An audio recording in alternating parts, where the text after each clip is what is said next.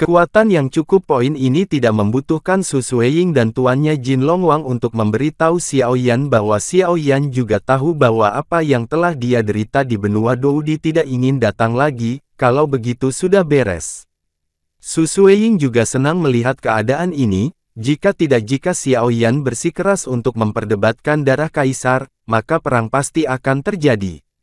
Meskipun dia tidak takut pada Xiao Yan, itu selalu terjadi, kasus orang-orang dari keluarga Xiao, bahkan jika mereka sedikit lebih lemah, saat mereka berdua berbicara, ruang batu itu bergoyang seolah-olah akan diinjak. Dalam hal ini, gadis kecil itu akan mengambil langkah pertama, dan akan ada periode kemudian. Su Sueying berkata, teratai hijau di kakinya juga memancarkan semburan api cian, membungkus Su Sueying, dan kemudian dia merobeknya. Ruang kecil dengan tangannya, seutas asap, memasukinya dan menghilang ke ruang batu. Selamat tinggal, menerobos ke Douxian dalam 100 tahun, saya pikir itu omong kosong.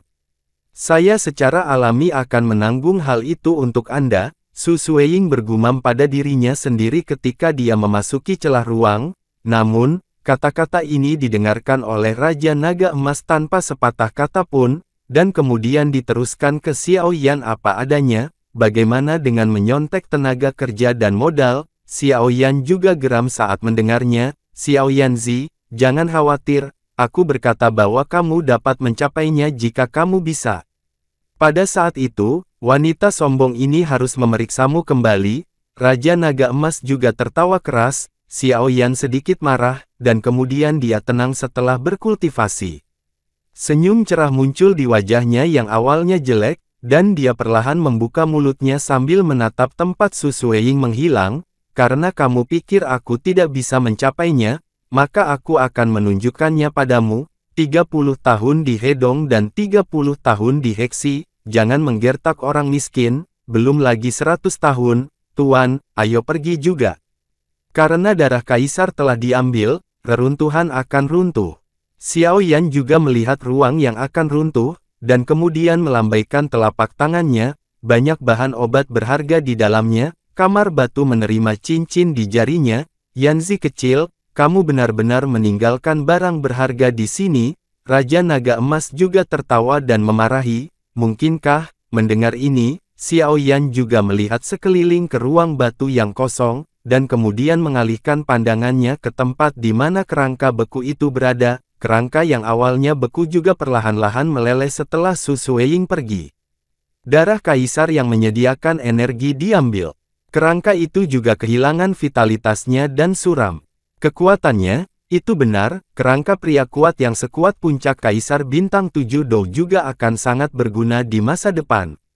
Jika tidak ada yang lain, hanya membangkitkan dan memurnikan tubuh, kerangka kaisar ini bagus, hal yang tidak dapat ditemukan.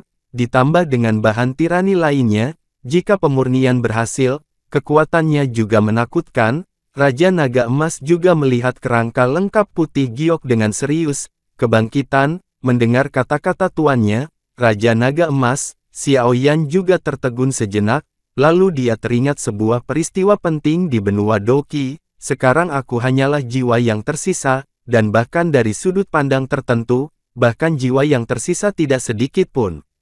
Jika bukan karena keanehan makam surgawi, aku akan menghilang antara surga dan bumi sejak dini. Kebangkitan, saya khawatir itu tidak mungkin. Apakah benar-benar tidak ada cara? Setidaknya aku tidak tahu bagaimana cara menghidupkanku kembali. Mungkin Doudi yang legendaris bisa melakukannya. Xiao Xuan menggelengkan kepalanya sambil tersenyum, memandang Xiao Yan di depannya. Senyum di wajahnya tiba-tiba menjadi lebih lembut, dan berkata, kamu dapat mencapai pencapaian seperti itu tanpa mengandalkan kekuatan darah. Jujur saja, itu membuat saya cukup bersyukur. Anak laki-laki dari klan Xiao saya selalu luar biasa. Xiao Yan masih ingat saat dia bertemu leluhurnya Xiao Xuan di Tianmu, dan dengan bantuan yang terakhir dia mendapatkan kembali kekuatan garis keturunan keluarga Xiao, dan kemudian melangkah ke jiwa kaisar dengan bantuan leluhurnya. Memikirkan hal ini, mau tak mau aku mengingat pemandangan saat aku berada di langit. Tuan, ketika saya berada di benua Douqi, saya kehilangan seorang leluhur. Jika saya ingin menghidupkannya kembali, tuannya sendiri, Raja Naga Emas, juga orang yang benar-benar dapat dipercaya, jadi Xiao Yan memberikan semuanya. Hal-hal di zaman kuno tidak relevan, dan tidak ada yang mengerti mengapa begitu sulit untuk berkultivasi ke tingkat Dodi. Ketika leluhur Xiao Xuan mencapai puncak mendiang bintang 9 Doseng, dia mencoba menyerang tingkat ilusi itu, tetapi pada akhirnya namun, dalam kegagalan yang berulang-ulang itu, para leluhur juga membuat penemuan. Saat itu, kekuatan para leluhur sudah cukup untuk benar-benar memukul Kaisar Dou. Namun, setiap kali para leluhur hendak menerobos penghalang, perasaan hampa akan muncul dari lubuk jiwa. Perasaan hampa ini biarkan leluhur memahami bahwa dalam proses menyerang tingkat Kaisar Dou, saya tampaknya kehilangan sesuatu. Hal semacam ini sangat penting. Jika saya bisa mendapatkannya, menerobos ke Kaisar Dou seharusnya tidak salah. Ketika Raja Naga Emas mendengar kata-kata itu, jumlah informasinya agak besar, dan kemudian dia sedikit mengernyit, memikirkan apa yang baru saja dikatakan Xiao Yan dalam benaknya. Yanzi kecil ini berasal dari pesawat yang sama dengan Kaisar kuno Tuoshe. Dengan hubungan hidup dan mati antara Raja Naga Emas dan Tuoshe, wajar untuk mengetahui bahwa benua Douqi tidak memiliki sumber ki asli untuk menyerang Kaisar. Kekuatan tidak ada untuk pesawat atas seperti Dou di kontinen, apalagi benua Douqi adalah dataran rendah. Semua budidaya dimulai dari bawah Douqi, Douqi, Douze, Douxi, Dadoxi, Douling, Douwang, Douhuang, Douzong, Douzun, Douzun Holi, Doudi. Di antara begitu banyak peringkat, Xiao Yanzi, leluhur Xiao Xuaneng, berkultivasi ke puncak benua Douqi, puncak mendiang bintang 9 Doseng, dan menemukan bahwa dia masih kekurangan sumber ki yang vital untuk menyerang Kaisar Dou. Baik, cukup untuk melihat mengingat kehebatan orang ini, bahkan dengan mata kritis Raja Naga Emas, dia tidak bisa tidak menghormati Xiao Yanzi, leluhurnya. Kebangkitan bukanlah hal yang mustahil. Memurnikan tubuh adalah keterampilan apotekermu. Raja Naga Emas juga berkata perlahan. Mendengar ini, mata Xiao Yan juga menjadi panas. Leluhur Xiao Xuan memiliki semacam rahmat untuk Xiao Yan. 3 transformasi misterius api surgawi, kekuatan api yang menakutkan terpancar dari tubuh Xiao Yan, dan kemudian Xiao Yan mendesak pembuluh darah di tubuhnya, dan sebuah rune misterius perlahan muncul di dahinya. Rune Xiao Clan yang misterius muncul, dan kemudian titik cahaya abu-abu kecil juga jatuh dari dahi Xiao Yan ke telapak tangannya.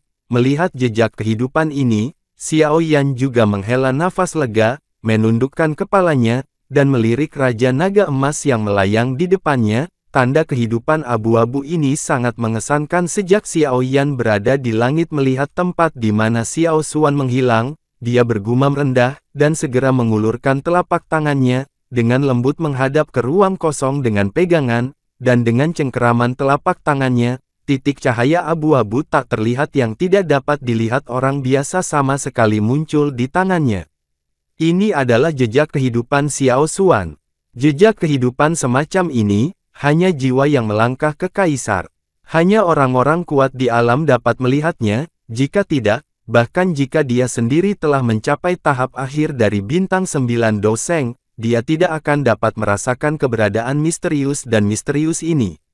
Dari sudut pandang tertentu, Xiao Xuan yang asli pada dasarnya dalam kekacauan. Pembangkit tenaga listrik tertinggi yang pernah mendominasi benua Douqi benar-benar hilang di dunia ini. Bagi Yan, ini bukan masalahnya.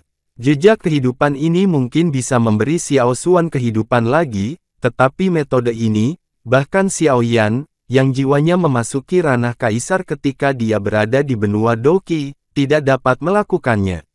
Mungkin, ketika dia benar-benar memasuki ranah Dodi yang legendaris di masa depan, dia akan melakukannya, dapat melakukannya, di telapak tangannya. Jejak kehidupan yang tak terlihat perlahan naik, dan ratu masuk ke alis Xiao Yan, dijaga oleh kekuatan jiwanya yang besar seperti surga dan bumi.